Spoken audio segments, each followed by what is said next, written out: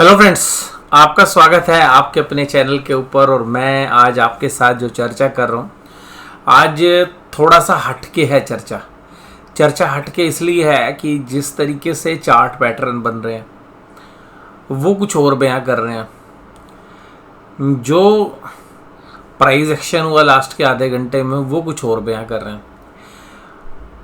Bitcoin कुछ और बता रहा है कि भाई करेंसी में कुछ अभी मार्केट दोबारा से शुरू हो सकती है। और डाउ जोन्स की तेजी और उस तेजी के अंदर अमेजोन के शेयर का लाइफ टाइम हाई के ऊपर बहुत अच्छे वॉल्यूम के साथ काम करना कुछ और बयां कर रहा है। यानी कि कल के दिन में जो ट्रेड्स हैं उसमें बहुत जबरदस्त जो है विरोधाभास है। और विरोधाभास कैसे है वो मैं आपको बताता हूँ। मैं सारे व्यू को अलग एक एक करके आपके साथ चर्चा करता हूँ। सबसे पहले देखिएगा कि जिस तरीके का पैटर्न बना वो पैटर्न क्या कह रहा है। पैटर्न टॉप के ऊपर क्या बना, इस पैटर्न का मतलब समझते हैं। सबसे पहली बात कि बाजार एक ऑप्टिमिस्टिक था। बाजार 18,211 के लेवल पे खुला, यानी कि बाजार एक मजबूती की बात कर रहा था कि मैं बहुत मजबूत हूँ और मुझे कोई गिरने नहीं देगा। और यानी कि जो ट्रेडर्स हैं वो बाजार को गिरने नहीं देंगे और बाजार के अंदर एक अच्छी मजबूती है। ओपनिंग के अंदर ओपनिंग सेशन में ये दिखाया। एसबीआई के रिजल्ट भी अच्छे थे और मैंने चर्चा भी की थी उसके बारे में, वो भी वीडियो के अगले हिस्से में भी बात करेंगे। तो ये कहा गया कि भाई बाजार ने कहा मैं दम दिखा रहा हूँ, 18,211 के ऊपर खुल रहा हूँ और मुझे कोई गिरा नहीं सकता।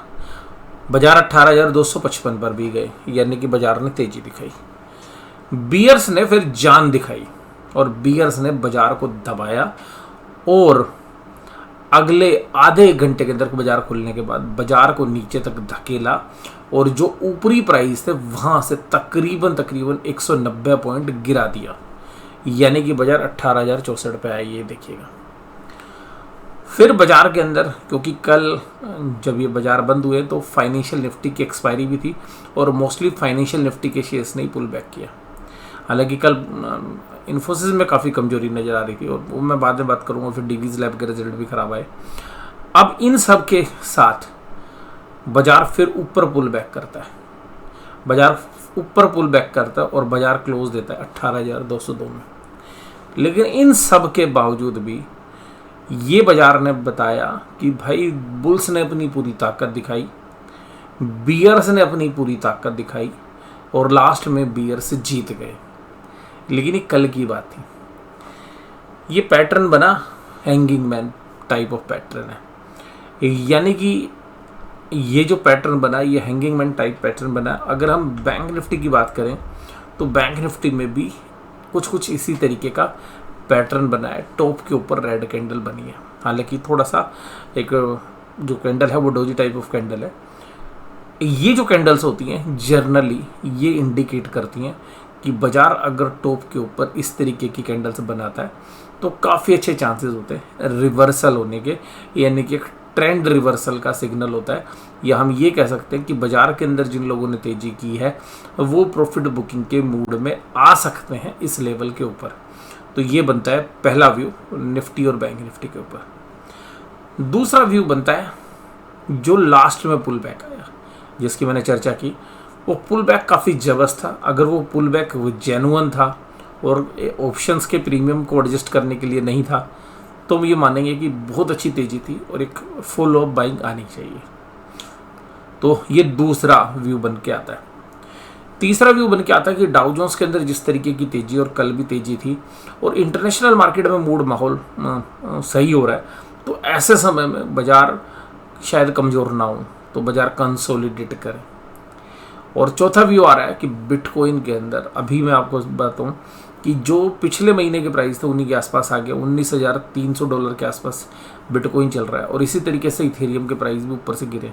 तो आज तकरीबन $1,100 के आसपास की गिरावट जो है बिटकॉइन के अंदर देखने के लिए मिल रही है। तो ये संकेत दे रहे हैं कि भाई करेंसी में भी मारामारी होगी तो बाजार में एक वोलेटिलिटी आगे चल के इंटरनेशनल हो सकती है। तो दो पॉजिटिव हैं, दो नेगेटिव हैं। तो हमारा जो व्यू बनता है वो बनता है वेट एंड वॉच का। कोई डायरेक्शन हमें नहीं लग रहा है कि अभी कोई क्लियर डायरेक्शन है। कोई भी क्लियर डायरेक्शन अगर बाजार जहाँ पर आज खुले हैं इसी को बेस मानिएगा, इसके ऊपर यानी कि जहाँ पे क्लोज हुए हैं निफ्टी में भी और बैंक निफ्टी में हालांकि थोड़ा सा ऊपर की तरफ है। बैंक निफ्टी में 41,800 के बाद ही एक बुलिश मूव आ सकता है, फिर वो शॉर्ट कवरिंग, हालांकि एक रेजिस्टेंस है और एक साइडवेज ट्रेड ही हम उम्मीद कर रहे हैं निफ्टी बैंक के अंदर भी। और कोई भी कमजोरी हम निफ्टी बैंक में आएगी अगर क्लोजिंग 41,450 के नीचे होती है। तो 41,450 के नीचे अगर निफ्टी बैंक अब क्लोज करेगा तो वीकनेस के संकेत आएंगे कि भाई हाँ प्रॉफिट बुकिंग मोड में आ गया। और 41,800 रेजिस्टेंस है, तो हम ये मान के चल रहे हैं कि अभी एक कंसोलिडेशन जोन में ही रहना चाहिए। और बैंक निफ्टी की अगर हम बात करें तो निफ्टी अभी देखिएगा 18,200 के टॉप वाले लेवल पे बंद हुआ है। अगर यहाँ से स्लिप होता है तो आप मंदी मान के चलिएगा इसके ऊपर की तेजी। तो ये आज का 18,202 जहाँ पर क्लोज हुआ, ये आप अपने आप में एक बेंचमार्क लेवल है। तो अभी जो है क्लियर ट्रेंड नहीं है कल के बारे में। और जो भी व्यूज़ हैं वो देखिएगा, अदानी इंटरप्राइज के शेयर्स में एक नई तेजी आज फिर बनती हुई नजर आई। ICICI बैंक और SBI, देखिएगा SBI तो सुबह से तेज़ था लेकिन ऊपरी लेवल पर सेलिंग देखने के लिए मिली। तो मुझे लगता है कि SBI आपको बहुत जल्द 600 रुपये के आसपास भी नज़र आ सकता है, यानी कि यहाँ से 14-15 रुपये टूट सकता है। इसके अलावा भी मुझे लगता है कि जो रिजल्ट से पहले के भाव थे यानी कि 580-590 रुपये के भाव वो भी देखने के लिए मिल सकते हैं आने वाले समय में। ये नहीं कह रहा कल ही, 1 या 2 दिन बाद या एक्सपायरी वाले दिन। और ICICI बैंक ने नीचे से पुल बैक किया, HDFC ने नीचे से पुल बैक किया, दिन भर ही कमजोर नजर आ रहे थे लेकिन बाद में पुल बैक किया जब डिवीज लैब जैसे शेयर्स में गिरावट देखने के लिए मिली। एशियन पेंट्स भी 3100 रुपये का भाव है, तो शायद थोड़ा सा भी एशियन पेंट्स 2800 रुपये के आसपास जाएगा तो मुझे लगता है कि वैल्यू बाइंग वहाँ पर भी आएगी। 3000 के नीचे की वैल्यू बाइंग है। और रिजल्ट या जो रॉ मटेरियल की जो कंसर्न्स हैं वो भी बने हुए हैं।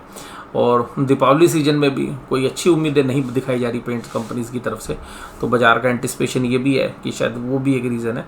बट 3000 के नीचे जब जाएगा तब बात करेंगे।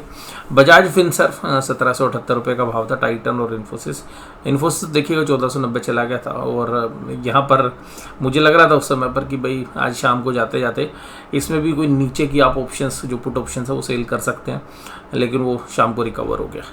और NSE के एडवांस डिक्लाइन रेशियो 1173 शेयर बढ़ने वाले थे, 826 घटने वाले थे। ब्रिटानिया के अंदर अच्छी तेजी, FMCG स्पेस के अंदर। और ब्रिटानिया के साथ साथ BBTC का शेयर तो उसमें भी अच्छी तेजी थी, यानी कि जिसकी ब्रिटानिया में काफ़ी अच्छी होल्डिंग है। SBI 3.39, Adani enterprise 3.17, Bharat petroleum 2.7। और देखिएगा भारत पेट्रोलियम 330 के आसपास जाता है तो वो एक रेजिस्टेंस देगा वहाँ पे। और जब तक क्रूड ऑयल के प्राइस से कोई कंफर्ट नहीं आ रहा है तब तक तो शायद भी कोई चांसेस नहीं है HPCL BPCL में, लेकिन वैल्यूएशन वाइज ठीक है।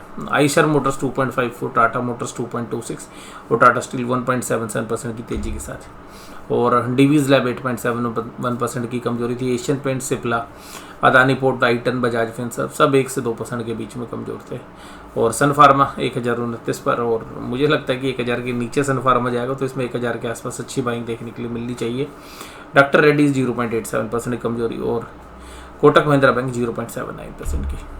निफ्टी बैंक 418,686 पर बंद हुआ। और ये शाम को भाई साहब 2-2:30 बजे के बाद जो फाइनेंशियल निफ्टी के मोस्टली शेयर्स निफ्टी बैंक के अंदर है तो वहीं से शायद हमें एक पुल बैक देखने के लिए मिला। और चार्ट पैटर्न मैंने आपके साथ डिस्कस कर लिए हैं। SBI, ICICI bank, bank of Baroda, HDFC, axis bank सब तेजी में थे। कोटक, इंडसइंड और बंधन थोड़े से कमजोर थे। और बंधन बैंक देखिएगा रिस्क टेकिंग ट्रेडर्स अगर चाहें तो भाई साहब 200 रुपये की पुट बेच सकता है। रिस्क टेकिंग और जो थोड़ा सा लंबा समय का नज़रिया रख रहे हैं और 2-4 क्वार्टर का झटका झेल सकते हैं, मुझे लगता है बंधन बैंक के अच्छे भाव हैं ये। और हालांकि पैनिक सेलिंग आ सकती है इसमें, बट वो पैनिक सेलिंग जब आए तो वो बाय करने का मौका है, तभी पैसा बनेगा। टीवी वाले चीख के चिल्ला के 180 का टारगेट जब देने लग जाएं कि जी 180 का टारगेट आएगा, 180 का टारगेट आए, तब 200 रुपये नज़र आ जाए तब खरीदना शुरू कर सकते हैं आप। और टीवी वालों को छोड़ना, वो 180 के टारगेट से पहले ही कई बार बाउंस हो जाता है। तो टीवी वालों का जब 180 का टारगेट आए तो मंदी मत करना भैया। और मुझे लगता है कि उस समय पर तेज़ी करेंगे अगर नीचे आएगा तो।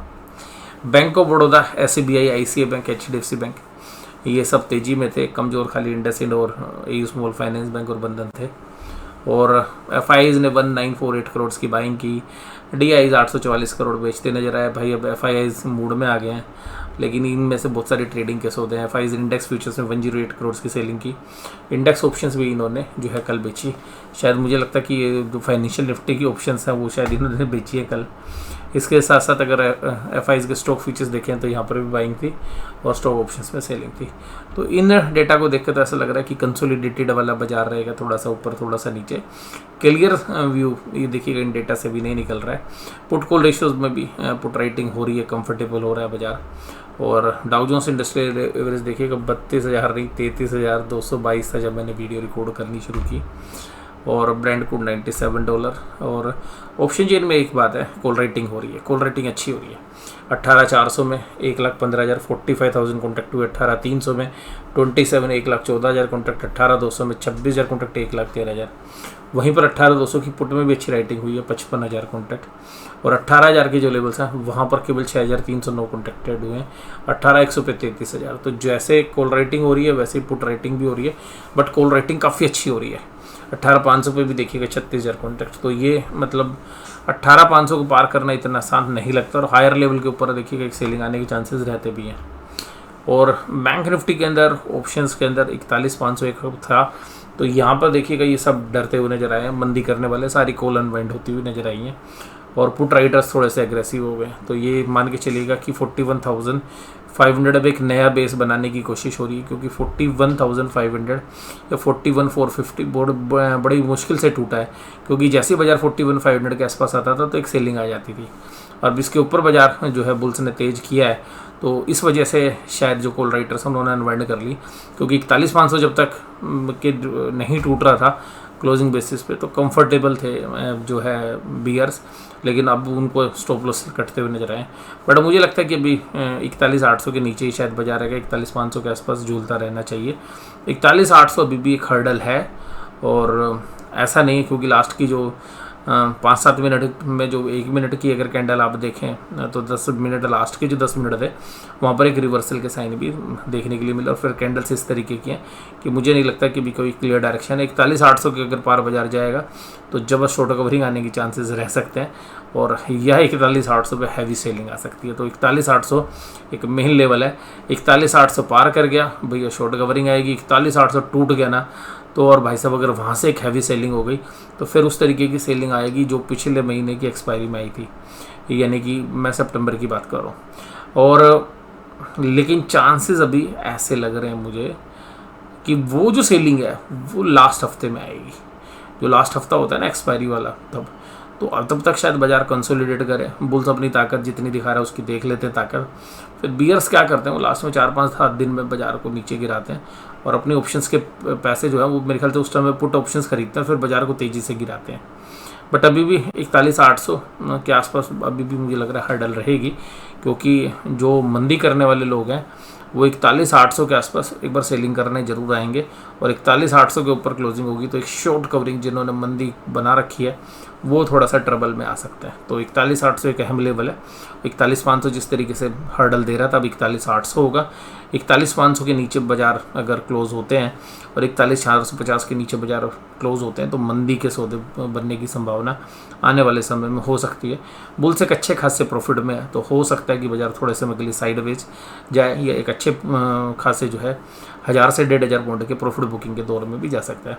और जो प्रॉफिट बुकिंग का दौर है उसमें आप ऐसी बड़ी गिरावट मत सोचिए जैसा सितंबर में हुई थी। हाँ, पर यहाँ से 1,500-2,000 पॉइंट तक की गुंजाइश जो है निफ्टी बैंक में बन सकती है, 1,500 से 2,000 पॉइंट की। बट अभी मैं उतनी बड़ी नहीं मान रहा हूँ कि जैसे आप पिछले जो महीने सितंबर में जब ऊपर से सेलिंग हुई थी जहाँ पर 37,300-400 के आसपास बाजार गए थे, तो वो वाली नहीं है। बट हाँ 40,000 39,500 तक बाजार जा सकते हैं। और वो रीज़न यही होगा कि जो प्रॉफिट्स में बैठे हुए हैं वो ट्रेडर्स एक बार प्रॉफिट बुक करने के लिए आ सकते हैं। और सारी चीज़ें डिस्काउंट हो चुकी हैं। और SBI में जिस तरीके से मैंने व्यू दिया था लगभग वैसे ही व्यू आपको देखने के लिए मिला। और सुबह तो देखिएगा ICICI बैंक HDFC में भी था, मैंने कहा था कि SBI अच्छा खुलेगा तो हो सकता है ICICI और HDFC बैंक दबाने की कोशिश करें। दिन भर यही रहा, लेकिन लास्ट में होते होते ICICI बैंक और HDFC बैंक ने पुल बैक किया। SBI मैंने ये कहा था कि 620 के आसपास शायद 4-5% की तेज़ी करे, तो हालांकि फाइनली ऊपर ही लेवल पर ख़रीदना नहीं है, सेलिंग आ सकती है। तो देखिएगा वहाँ पे सेलिंग ही आई और दिन भर 615-16 के आसपास ही झूलता रहा और एक समय तो 611 के आसपास भी काफ़ी समय तक ट्रेड किया, लेकिन जो पुल बैक आया है शाम को तो उसमें थोड़ी सी रिकवरी देखने के लिए मिली। SBI में मुझे अभी लगता है कि कोई बाइंग अपॉर्चुनिटी नहीं है। SBI का शेयर अभी 600 रुपये के नीचे आएगा और रीज़न यही होगा कि SBI के अंदर उसी तरीके की प्रॉफिट बुकिंग आने की चांसेस हैं जैसे हमने एक्सिस बैंक में देखा था। तो पहले रिजल्ट के बाद अच्छा चला, उसके बाद प्रॉफिट बुकिंग आ गई। तो मुझे लगता है कि SBI पहले भी चल चुका, रिजल्ट वाले दिन भी चल चुका, अब SBI में प्रॉफिट बुकिंग के चांसेस है। वीडियो आपको कैसी लगी जरूर से जरूर मुझे कमेंट बॉक्स में बताइएगा। और कोई भी ट्रेडर लें तो अपने फाइनेंशियल एडवाइजर से सलाह लेने के बाद ही लें। ये जो भी मैंने आपके साथ चर्चा की केवल एजुकेशनल पर्पसेस के लिए हैं। तो कोई भी ट्रेडर लेते वक्त अपने रिस्क को असेस करें, अपने फाइनेंशियल एडवाइजर से सलाह लें। वीडियो देखने के लिए धन्यवाद। Thank you very much.